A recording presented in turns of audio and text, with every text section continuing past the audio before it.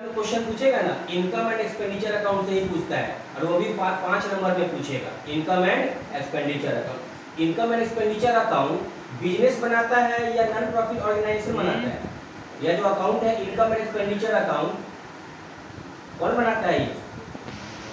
Non profit organisation. ठीक है, non profit organisation. कैसे बनता है इसको देखिए, क्वेश्चन नंबर है ये 20। हेडिंग लिखिएगा income and expenditure account of, जिसका होगा उसका नेम लिख देना है। फॉर द ईयर एंडेड कितना, 31 दिसंबर या मार्च? 31 मार्च 2019। इस तरह आप डेट लिखेंगे। इस साइड पे हम लिखते हैं एक्सपेंडिचर,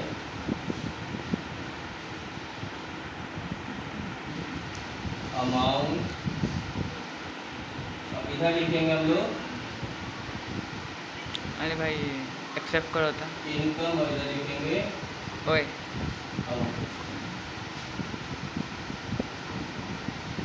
हो गया। ये इनकम एंड एक्सपेंडिचर अकाउंट का फॉर्मेट है। जितना भी आपको रेवेन्यू एक्सपेंडिचर होगा, रेवेन्यू पेमेंट होगा, सबको इधर लिखना है, और जितना भी रेवेन्यू रिसीप्ट्स होगा सबको इधर लिखना है। तो सबसे पहले आपके क्वेश्चन में फीस कलेक्टेड दिया है ना, कितना दिया है फीस कलेक्टेड? 4,20,000, 4,20,000। एक ही रेवेन्यू देखते नहीं, अगर हम लोग पढ़ाते हैं तो हम लोग का भी तो एक ही रेवेन्यू है ना। जो आप लोगों से फीस लेते हैं वो मेरे पास जो आया वो हमारे लिए क्या हो गया? इनकम हो गया। अब एक्सपेंस देखिए, एक्सपेंस कितना है। सबसे पहला है सैलरी पेड, पैसा जा रहा है ना, सैलरी पेड है आपका 3 है। सारे एक्सपेंस, सारे खर्चे को 2 साइड लिख देना है। टूर्नामेंट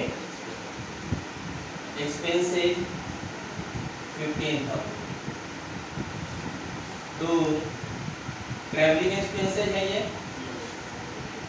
आप लोग क्वेश्चन से देख लीजिएगा, 18,000।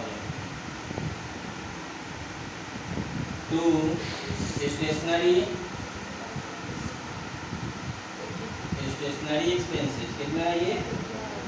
15,000। फिर है रेंट पेड 12,000। पोस्टेज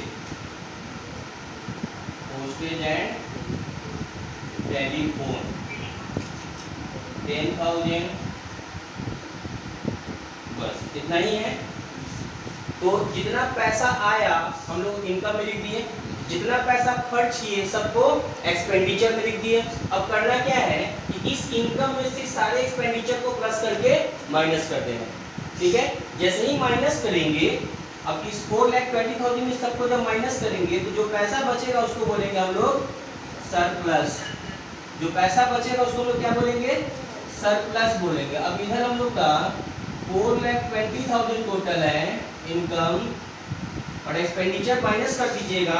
जो भी आएगा, जैसे मान लीजिए सबको प्लस कीजिएगा ना, इसमें से सबको माइनस कर दीजिएगा तो सरप्लस पैसा बचेगा आपको 50,000। टोटल हो गया 4,20,000। ये बहुत ईजी है बताना इनकम एक्सपेंडिचर अकाउंट। जितना रेवेन्यू रिसीप्ट होगा, रेवेन्यू रिसीप्ट ध्यान देना, पैसा आने का 2 ही कारण होता है। कौन कौन रिसीव होता है? एक रेवेन्यू रिसीप्ट और दूसरा कैपिटल रिसीप्ट। तो रेवेन्यू रिसीप्ट जो होगा वो इनकम में लिख देंगे, और जो रेवेन्यू पेमेंट होगा वो सबको एक्सपेंडिचर में लिखेंगे। ठीक है, इनकम में से एक्सपेंडिचर को क्या करेंगे हम लोग? माइनस करेंगे। पैसा बचेगा तो क्या होगा? सरप्लस। कभी कभी क्या होता है ना कि एक्सपेंडिचर ज्यादा हो जाएगा, इनकम कम हो जाएगा। एक पिक्चर था ना, आमदनी अठन्नी खर्चा रुपया। अब आमदनी अठन्नी हो गया, खर्चा रुपया, तो खर्च एक्सपेंस तो ज्यादा कर दिए ना, क्या हुआ?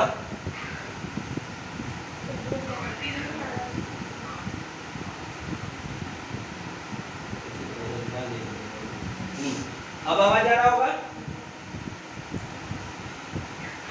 तो देखिए कभी कभी क्या होता है ना, इनकम और एक्सपेंडिचर बनाने टाइम में हम लोगों को पता है कि इनकम ज्यादा होगा और एक्सपेंडिचर कम होगा, तो जो पैसा बचेगा उसको बोलेंगे सरप्लस। जो पैसा बचेगा उसको क्या बोलेंगे? सरप्लस बोलेंगे। लेकिन कभी कभी क्वेश्चन में ऐसा भी होगा कि सर एक्सपेंडिचर ज्यादा होगा और इनकम कम होगा, एक्सपेंडिचर ज्यादा और इनकम कम। उस कंडीशन में याद रखिएगा, एक्सपेंडिचर ज्यादा इनकम कम, तो इस साइड में लिखेंगे हम लोग बाय डेफिसिट। क्या लिखेंगे? Bye deficit. डेफिसिट का मतलब कमी होता है। डेफिसिट का मतलब क्या होता है? कमी। वो किस केस में करेंगे? जब एक्सपेंडिचर ज्यादा हो जाएगा और इनकम कम हो जाएगा तब। जनरली क्वेश्चन में इनकम ज्यादा होगा और एक्सपेंडिचर कम होगा। तो ये आपका जो एग्जाम होगा इस बार, उसके लिए ये वीवीआई क्वेश्चन भी है और वीवीआई टॉपिक भी है, इनकम एंड एक्सपेंडिचर अकाउंट। इसको नोट कर लीजिए। पेमेंट दिए हुआ है, रिसीट्स और पेमेंट में याद रखिएगा आपको रेवेन्यू रिसीप्ट भी दिखेगा और कैपिटल रिसीप्ट भी दिखेगा। पेमेंट साइड में रेवेन्यू पेमेंट भी दिखेगा और कैपिटल पेमेंट भी दिखेगा। बताए थे ना कि हम लोग इनकम एक्सपेंडिचर अकाउंट में केवल क्या लेते हैं? रेवेन्यू रिसीप्ट और रेवेन्यू पेमेंट। लॉन्ग टर्म का कोई भी आइटम हम लोग नहीं लेंगे इसमें। क्या क्या दिया हुआ है? टू बैलेंस दिया हुआ रिसीप्ट साइड, इसको तो नहीं लेना है। डोनेशन, सब्सक्रिप्शन, लेगेसी और इंटरेस्ट। लेगेसी बताए थे ना, वसीयत को बोलते हैं, ये हमेशा लॉन्ग टर्म के लिए होता है, तो ये रेवेन्यू में नहीं जाएगा, मतलब इनकम साइड में ये नहीं जाएगा। पेमेंट में सैलरी है, रेंट है, प्रिंटिंग है, पोस्टेज है, एडवर्टीजमेंट है, इन्वेस्टमेंट लॉन्ग टर्म के लिए होता है और बाई बैलेंस शीट ये भी नहीं जाएगा। तो देखिए कैसे बनेगा फिर ये।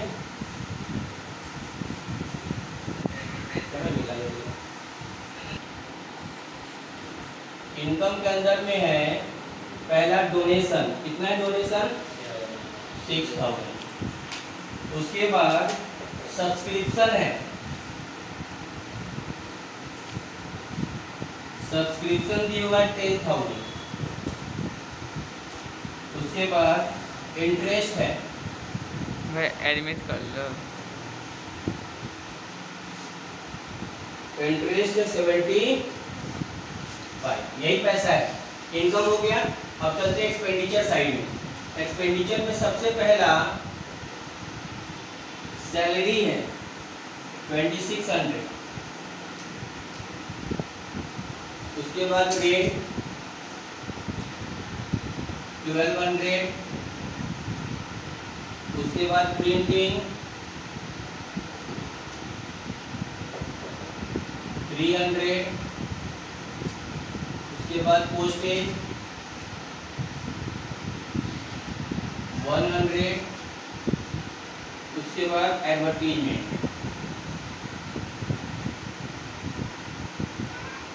एडवर्टीजमेंट है 250।